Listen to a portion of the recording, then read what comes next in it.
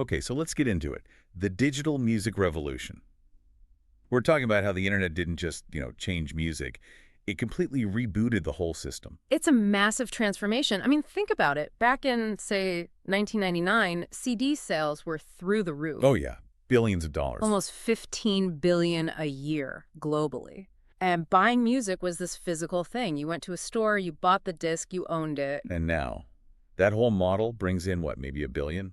It's a total flip. Exactly. It went from something you own to something you just access. So our mission here is to figure out the tech that made that happen, the new rules about how money works, and really how artists even get noticed now. For sure, because radio stations just don't have the same power anymore. It all starts with the tech. That's the foundation for everything that came next. Let's talk about that technical leap. From a physical thing to just data.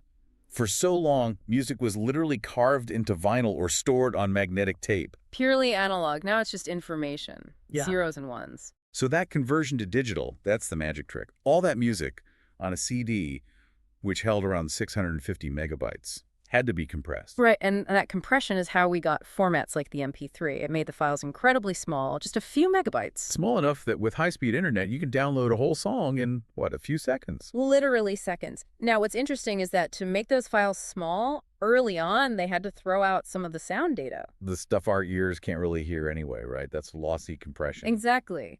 But today, our internet speeds and storage are so good, we're moving back towards lossless audio. Meaning you get all the original sound data, just like a CD, but without the plastic disc. And that technological shift is what makes modern streaming possible. It's not just a giant library of songs, it's an organized one. Organized by algorithms. Let's break that down because it's not just a computer guessing what you like. No, it's not a guessing game at all. These are really complex programs, and they operate by tracking everything. Every second of music you listen to. What you skip, what you put on repeat. And, this is the crucial part, what other people with similar tastes are listening to. It's often called collaborative filtering. So the algorithm is constantly learning about you. Music isn't just a static thing you bought anymore. Right. It's this 24/7 personalized recommendation engine. It makes music a constant part of your day. Which brings us to the money. If the songs are just these tiny files flowing all the time, it changes our relationship with ownership. And that's the core of the streaming economy. Access versus ownership. Most of us don't really own individual songs anymore. We don't. Instead of buying an album for $10, you pay a monthly fee, usually around $10, for access to almost everything. You're basically renting the world's biggest music library. That's a perfect way to put it, and the logistics of it are wild. The music is sent to your phone in real time from these massive server farms. So you're not actually storing all 50 million songs on your device. Of course not. You're just requesting them from the cloud when you hit play. But you can, save them for when you don't have Wi-Fi. And this access model has two main paths, right? The paid one and the free one. Yep. You've got your paid subscriptions and then the free versions that are supported by ads. And that's where the data tracking really becomes valuable for the industry. Invaluable. The service tracks every millisecond of music listened to globally. It gives them this incredible insight into what's popular, what's about to be popular. Wait a minute. If they're tracking every second and gathering all this data, then the companies and the artists must be making a fortune. Well, that's where it gets complicated and honestly, a little frustrating for the creators. Okay, so let's get into the challenge of fair pay and copyright. This is the biggest problem with the digital model. When a song is streamed, the artist gets a tiny, tiny fraction of a penny. How tiny are we talking? Something like $0.0003 per stream. It's minuscule. So they need millions upon millions of streams just to make what you'd call a living wage. Just from their recordings anyway. And that's because all the subscription money gets put into one big pot and divided up. Right, it does. It's called the pro rata system.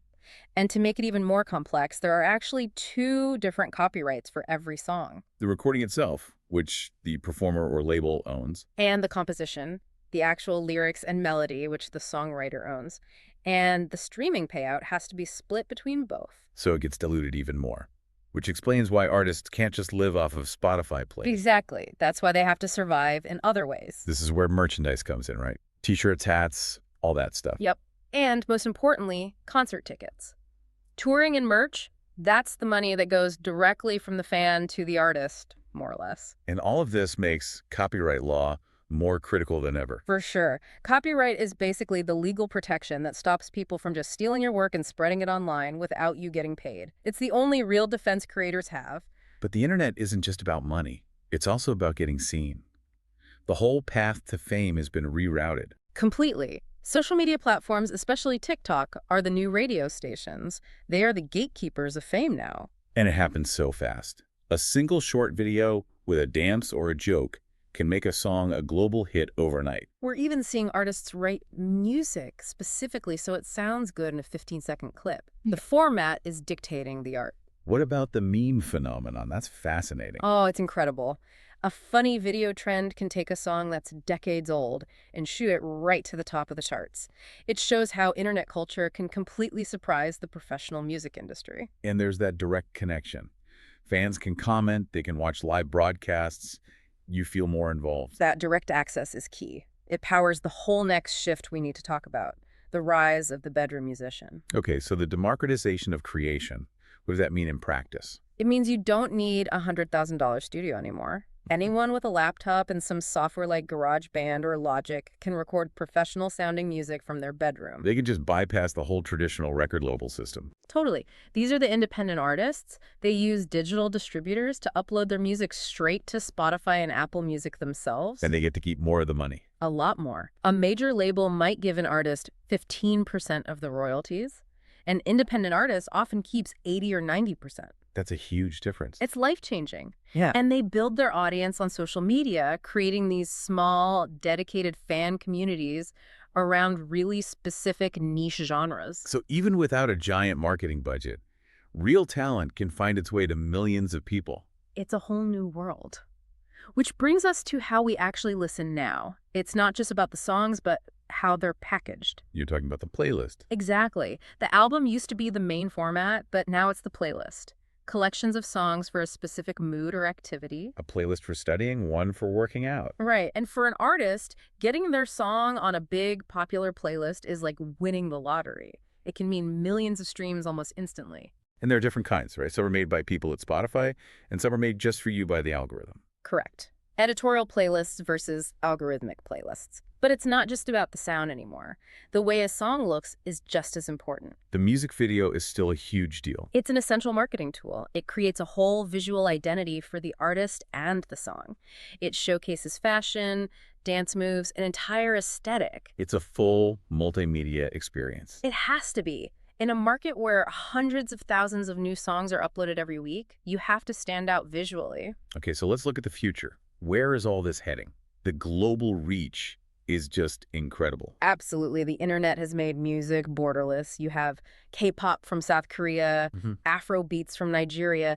These were regional sounds that are now global phenomenons. And we're seeing new ways to experience music live, too, like virtual concerts. Yeah, performances inside video games or on streaming platforms. Millions of people can attend at once using their avatars. And the stages can be anything you can imagine, right? Yeah. No gravity, crazy lighting. Exactly. Things that would be impossible in the real world. It blends gaming, social media, and live music into one big event. And what about AI? Artificial intelligence is starting to play a huge role. A huge role. We have computer programs that can write melodies, create beats, even mimic voices. It's becoming a powerful creative tool. And the streaming services are using it too. Oh, yeah. They use AI to analyze thousands of tracks to predict the next big hit. They spot patterns in tempo or melody that listeners are responding to.